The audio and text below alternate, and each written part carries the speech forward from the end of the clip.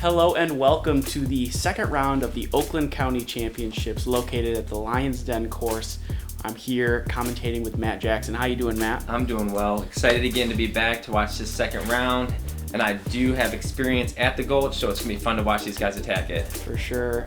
Super thank you to everyone who helps run this event. The WOW Series here is a great tournament to be at this year. Some great courses out in this area. Taking a look at the standings from round one. Nate at the hot round at -8. We watched Noah on our card shoot -7 with a double bogey, so we're looking to see how these two are going to battle. And the rest of the field's really tight packed in there. And this is a birdieable course for sure. Looking to see what happens here. We got Nate Wegryn. Everyone knows him, the Road Warrior. Enjoy his company and his disc golf game. Yep. Fun note, he has 5 distance back today. Interesting. Total. Noah Moorehouse, we've seen him on the course before. Looking to see him score here. He's locked in with his shades in. He's ready to focus. We have Burke McAskin, if I said that right, rated 999. Haven't actually had the privilege of watching him throw, but I'm excited to see his game. First time we saw him was in the cracked plastic coverage along with Patrick as well, where John was able to take away the W from local legend. I can't think of his name now. Tim Weimer. Funny story is I did commentary on that coverage. You did. So I have seen him play. Excited to watch him again. We'll say that. All right, here we have hole 1, par 3, 311 feet. It's really simple hole. It's wide open here at the Lion's Den, but this hole has a little trick behind it. There's a mound right behind the basket there. If you happen to throw too fast, your disc will definitely skip yourself a little too far, and the wind can definitely play a lot of factor here. You're going to see basic hyzers in all forms, backhand, forehand. It is a 300-foot shot to get you started on the day. So you would like to get it. You see Nate going huge hyzer. Yeah, this is definitely a lot wider than what he was planning on doing, but we'll see if it's able to get back at all. What do we got? About 40. It looks like a 40, 45 footer. Yep. Definitely hung that out a little bit. First throw jitters, you know. I know Noah crushes, so excited to see him attack this. Yep, he definitely has some 500 power. If you're interested in knowing, he's on our March Mayhem coverage coming up, so keep an eye out for that as well. Excited to watch him there too. He looks like he's cut that inside after watching Nate, but we'll see how that ends up. Yeah, he's pretty traditional in throwing a lot of hyzers and letting the disc kind of stay its own course, but he's cutting past that bush, inside circle, he'll have a putt. No complaints when you're on the green. Patrick here next up, he's at one of the 2 card mates here at -6, bumping Smeagol off of the lead card coverage here. He's on chase card. Shout out home team. Can't wait to get him on coverage one day. Maybe his PDJ number will beat someone. For sure, he'll be there. He's a great golfer. Looks like he got a big hyzer out there as well. Again, basically, that looks like it's coming in nicely. Yeah, and definitely CTP as of now. Yep, there's an ideal situation there. And we have Burke McAskin. Again, you see all these players kind of lining up that basic backhand right-handed hyzer. Lot of area to play with. You just need to hang it out there. And this is actually his very overstable destroyer. Not something he's necessarily throwing because he needs the distance. Like he's not looking for, but he's just trusting the overstability because of the little bit of wind, and it seems like it was the right choice here. I mean, if you trust a disc, that's how you get your accuracy. Nate's first putt, looking again from about 45. Know he can make these at any time, so still, I know he's putting with Wizards. Yep, that is his putting putter. And that is a great bit. Unfortunate right side kick out. And it definitely feels like he's missing out on a stroke here from the rest of the field. Definitely. This is one you want to get your round started on. It's not demanding that much. It's still demanding that 300-foot hyzer. Noah from about 20 maybe. Yeah. It turned out way better than the coverage kind of showed. He's right there. He's excited. Yeah, just taking his time, making sure he gets this tie wrapped up. You know, resets the previous round, and now we have a race with 17 holes to play. For sure. I'm excited. Patrick Burke probably tapping in his birdie as well.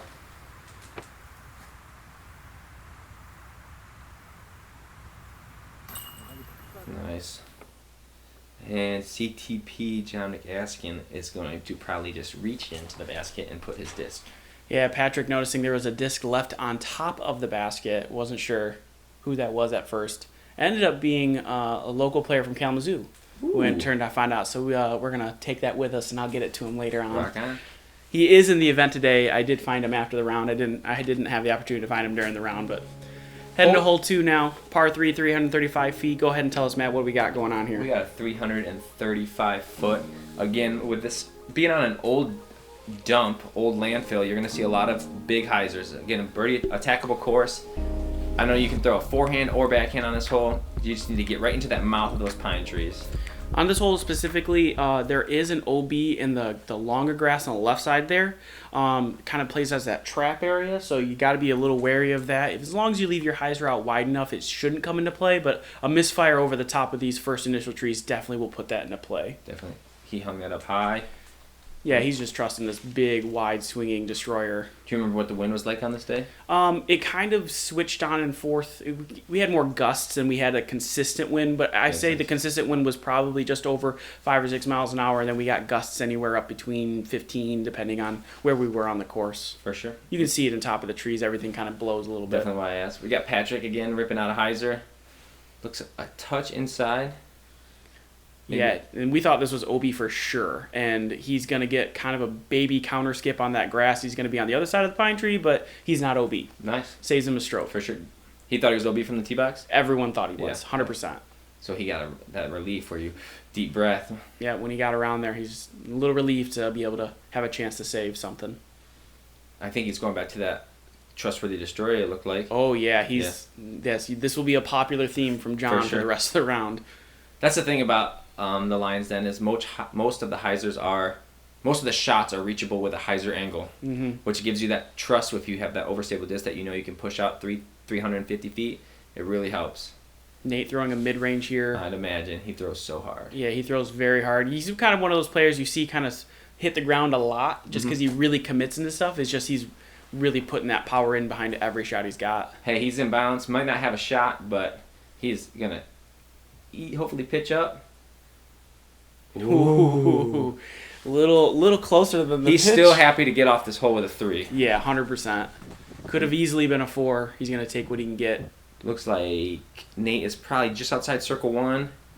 Yeah, I can't remember if he's just outside or just inside. He's jumping, so he's outside. Yeah, that is a trusty putt of his. I've seen him go off plenty of times and makes that putt look easy. Yeah, he's just like KJ in the sense of saying if he's just outside, he'd prefer to take the jump just for the security. The KJs, the Chris Dickersons, anyone who's that 34-foot mark, it's a good putt for most people. Yeah. Noah likes that drive, though. Yeah, that's a solid drive from him. He's going to have a nice, easy tap in. Patrick and John. Those are good feeling birdies. Oh, yeah, where you have to do, like, stress-free birdies. Mm-hmm. They're my favorite type of birdies. And Patrick's going to tap in his 3, but again, he is stoked. Yeah, that's a good 3 from him. And John, unfortunately, also walking away with a 3 there with a birdie opportunity, but still lots of holes left to play. Looking to score here, heading into hole 3, another par 3, 408 foot. Lots of OB on this hole on the left side. Nothing on the right side was OB for the day. They left that just clear, so if you happen to shank it to the right because of the wind or turned it over, you'll still be inbounds. But on the left side here, you can see the path. There's a marked OB line that's sitting probably within circle 1 of the basket, probably 20, 25 feet. So you get a little too aggressive here, and you can find yourself OB really quickly. And with my experience at the Lion's Den, this plays a lot further than 408. You got a slight uphill, and again, the last thing you want to do is saw it off to go over the road. Yeah. I'm going to see how Noah attacks this, but again, I find this to be a very more challenging hole at this course. Yeah, this is, and especially with the OB, there's a lot more. And that is a common miss right there. He's going to check into the side of the hill. Again, probably outside of putting range in his comfort, but stay away from the road. Yep. Stay away from the road. We'll probably see Nate go with a big hyzer, or looks like it's a little flex with something overstable.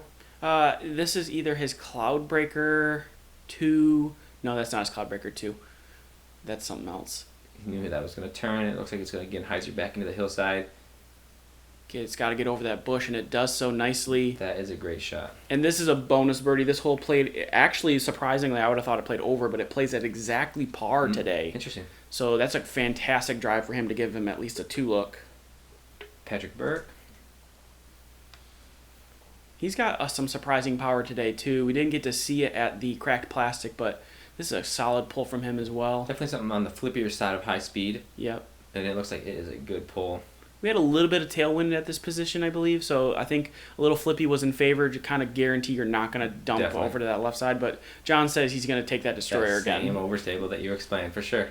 This is a power for John. He's not a big power thrower, but he's a phenomenal putter, and he knows what his game is and isn't. So he just makes really wise decisions when he's on the course, takes birdies when he can. Right. And then on holes like this, he just says, I'm going to take an easy 3, not take OBs, and play smart. That's what I was wondering. With something that overstable that you trust, sometimes you don't get the distance that you typically get with something that you're comfortable with. And we kind of saw that he's playing this definitely for a safe 3, which I think a 3 you get off this hole and you're happy. Yeah. There's no frowning.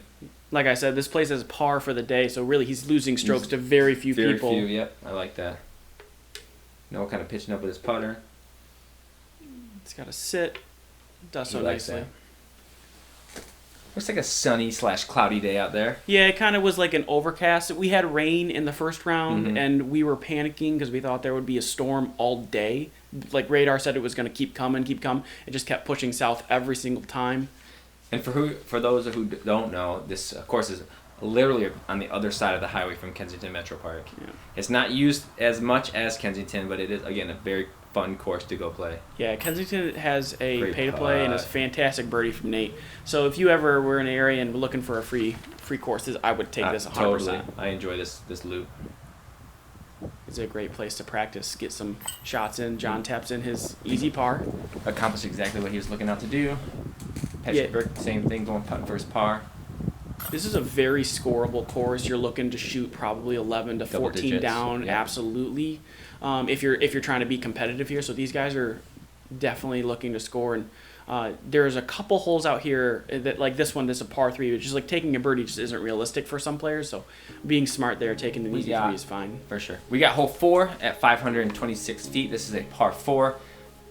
Pretty wide open, which you're going to find as a common theme out here. The players are trying to throw it max distance off the tee to get them in a position for an easy approach shot.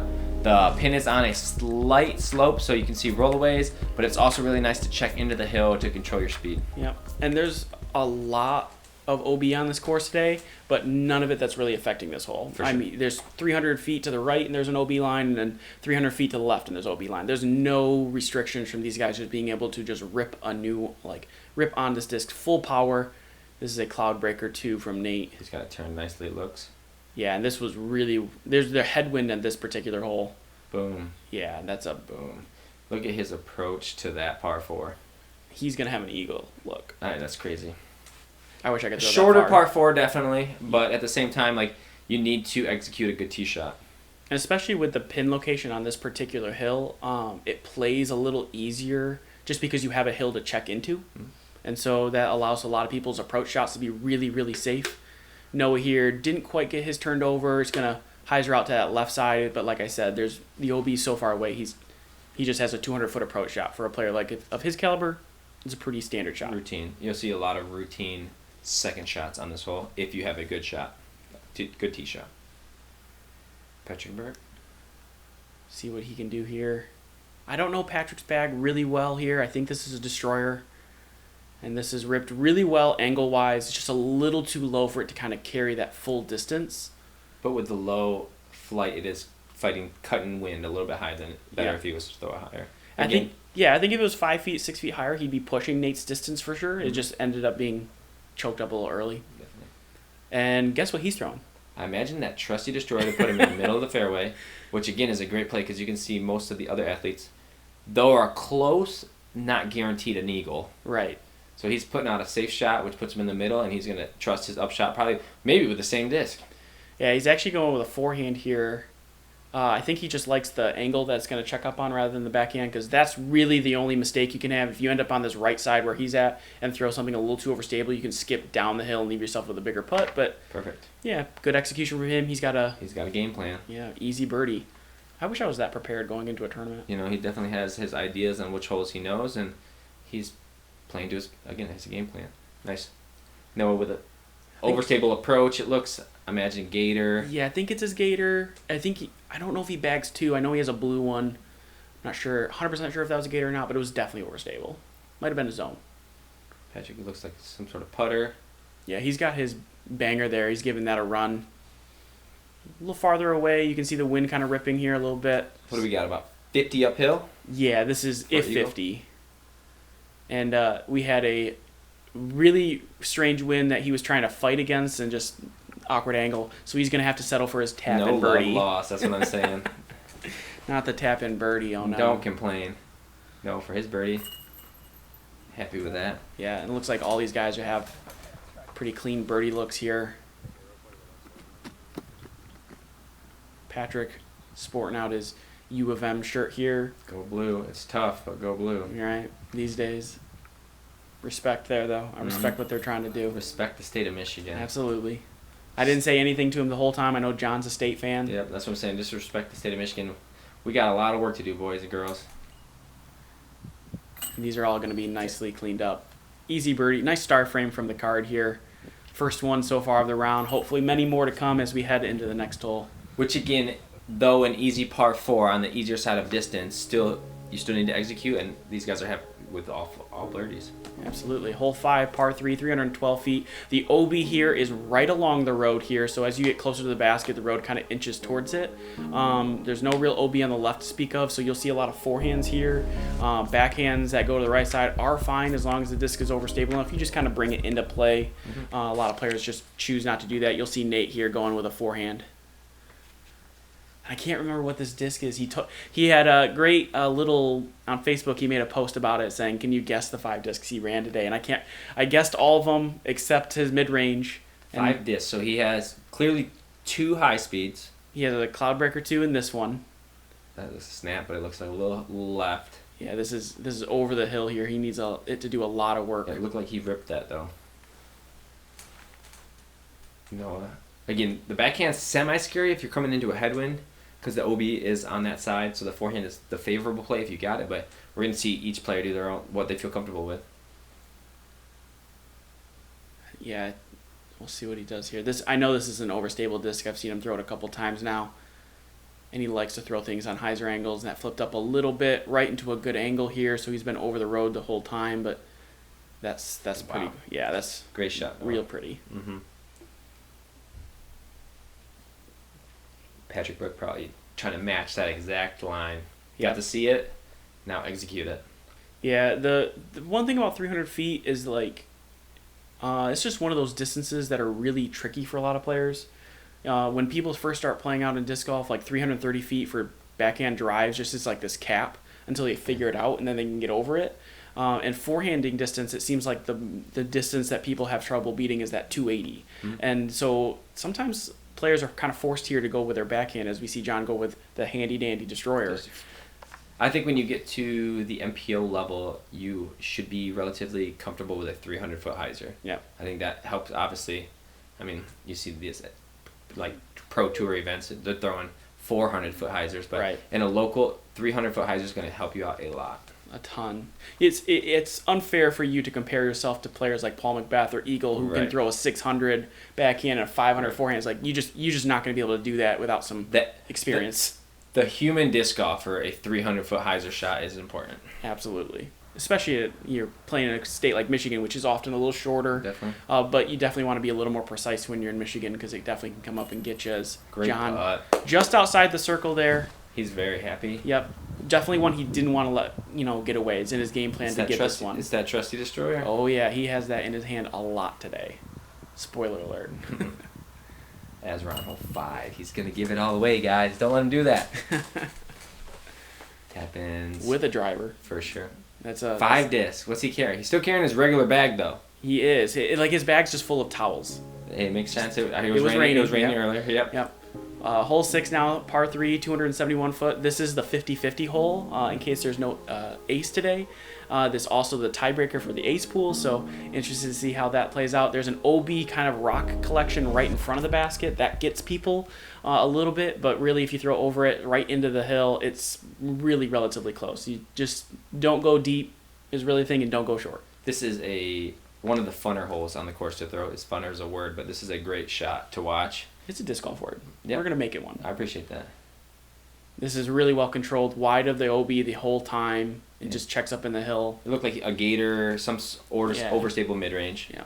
And again, at 271, it's a slightly downhill, so you can kind of get to see the disc fly. I'm going to put it at the 250, 265 mark. I throw a pig. Yeah, that's what I'm saying. I throw a Champion Blizzard pig. Something overstable in order for your control, but it is a fun shot to watch.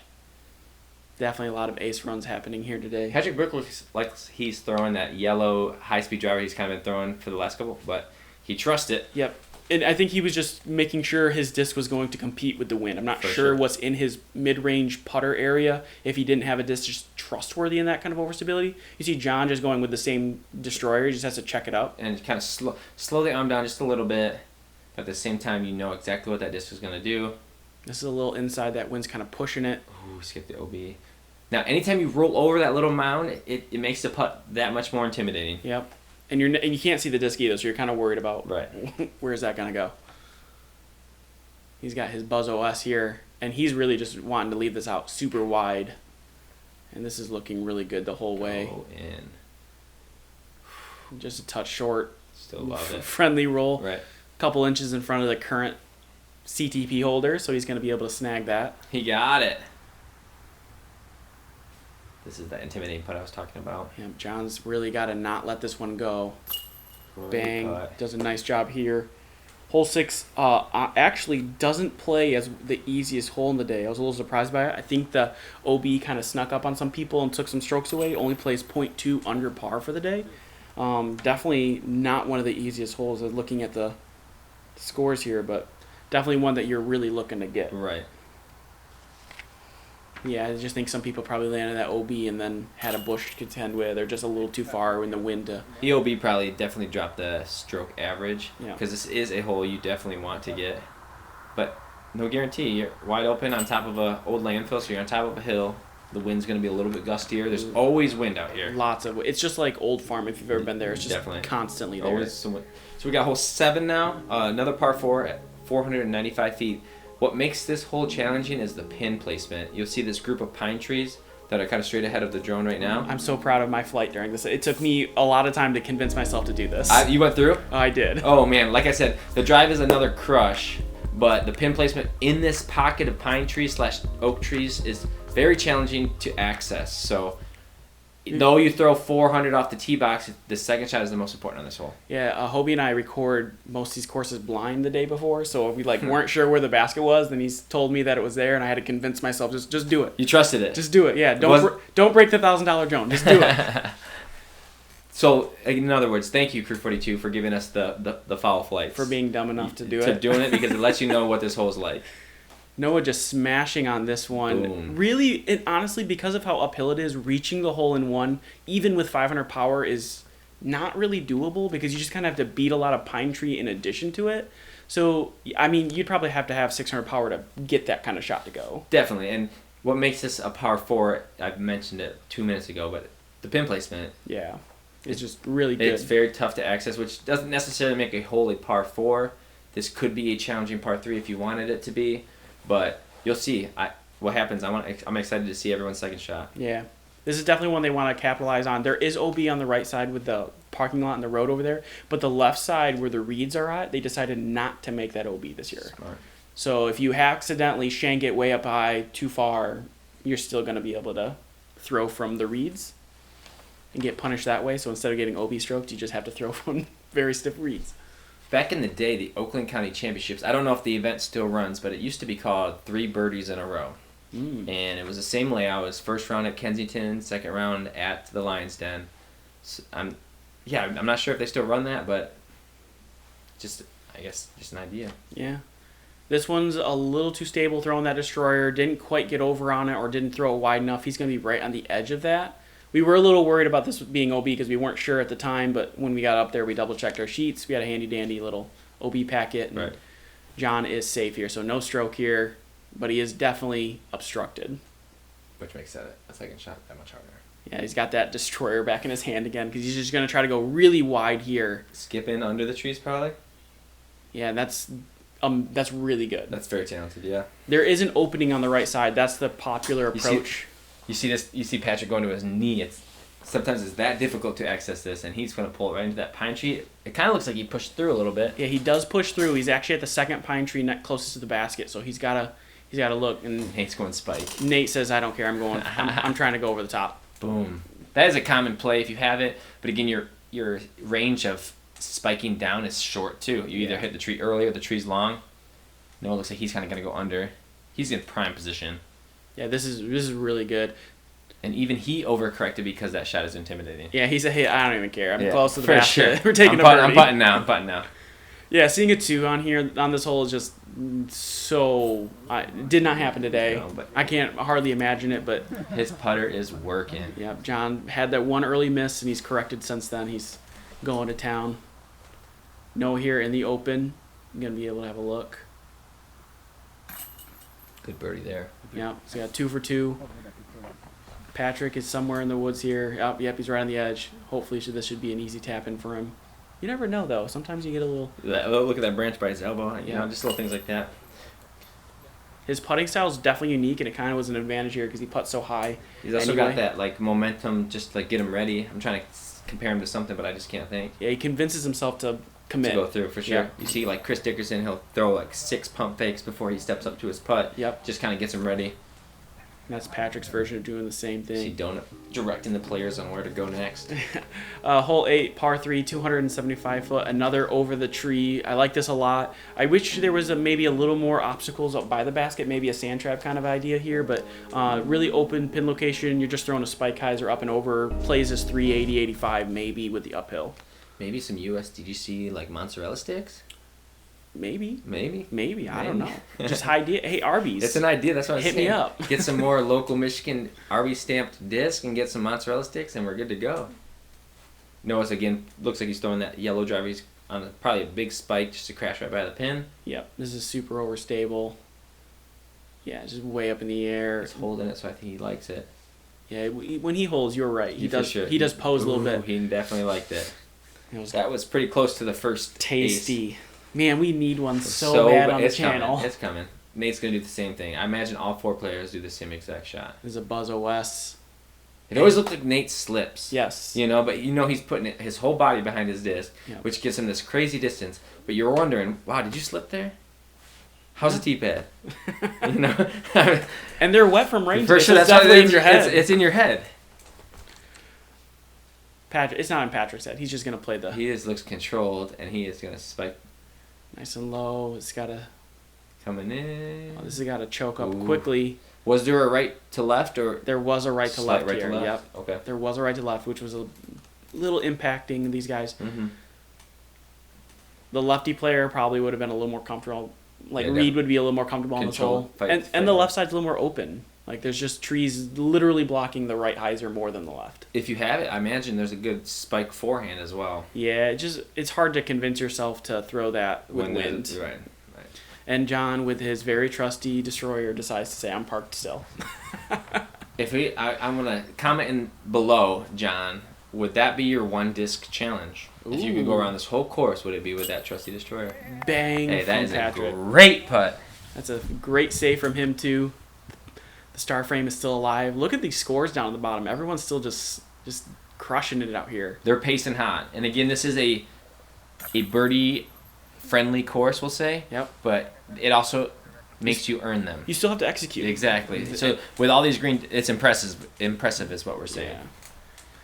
It's one thing to go out here and play with no OBs and say I shot 11 down and be really proud of it. It's a whole nother thing to play with the additional OB, execute with the kind of pressure, because there's money on the line. These guys have already played around somewhere else, and say, I'm still on pace right now. Nate's at 6 down with a hole left to play. 6 through 8, that's impressive. Yeah, he's on pace for 12. I mean, this is really, really impressive here. The most holes that are missed by any card member so far, 2.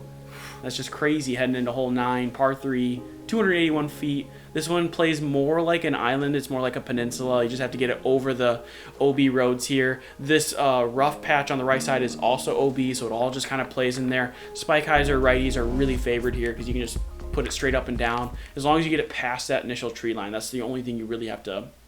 Don't leave it short. Definitely push it deep. Right. Always got the box.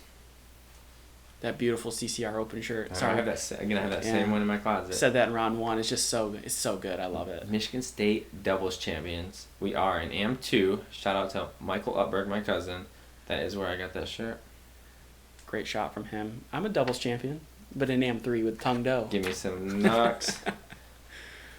You see a 300 to 280 to 300 foot hyzer, and it looks like Nate Wegryn is very comfortable with his Buzz OS. Yeah, he's anything within 320, I'd say the Buzz OS is, and because he has the ability to throw that distance this high.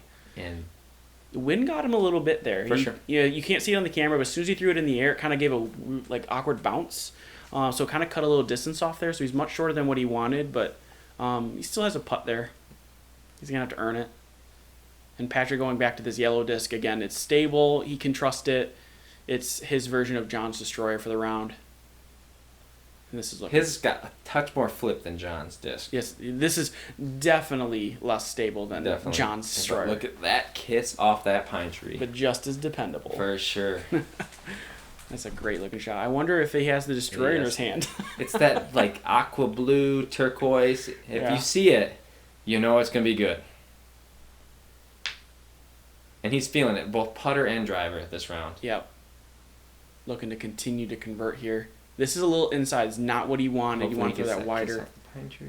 He's going to need a push out, and he's short. He does roll out, so he's going to have a putt. Mm-hmm. His putter's been working. Yeah, it's definitely circle 2 here, so he's going to have to earn it. This is probably 45 feet, maybe pushing 50.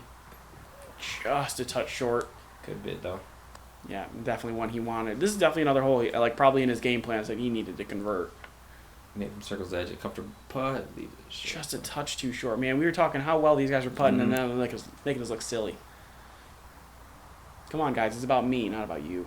Noah from about 20. Again, that kiss off the pine tree gave him a good look. This is huge to take the lead from Nate. Got 2 strokes on him in the front 9. Nearly clean. The only hole he missed was the hole 3, which is the really toughest hole that they played. It's not easy. It is the toughest hole they played in the front 9 here, as it played at exactly par. And honestly, it was totally fine. He's pushing Nate hard. Yeah, so we're going to have some more race action here heading into the back 9. This is getting exciting. Lots of close scores here. We have 12 through 15 here. John, Patrick, Nate, then Noah. Still have 9 more to play. Lots more birdies opportunities for these guys. They got to keep up on it. Lots of OB to contend. We'll see how these guys do. Excited for this back 9. Yeah, thanks again to our Patreon supporters for helping us continue to make coverage, and we'll see you guys in the next round.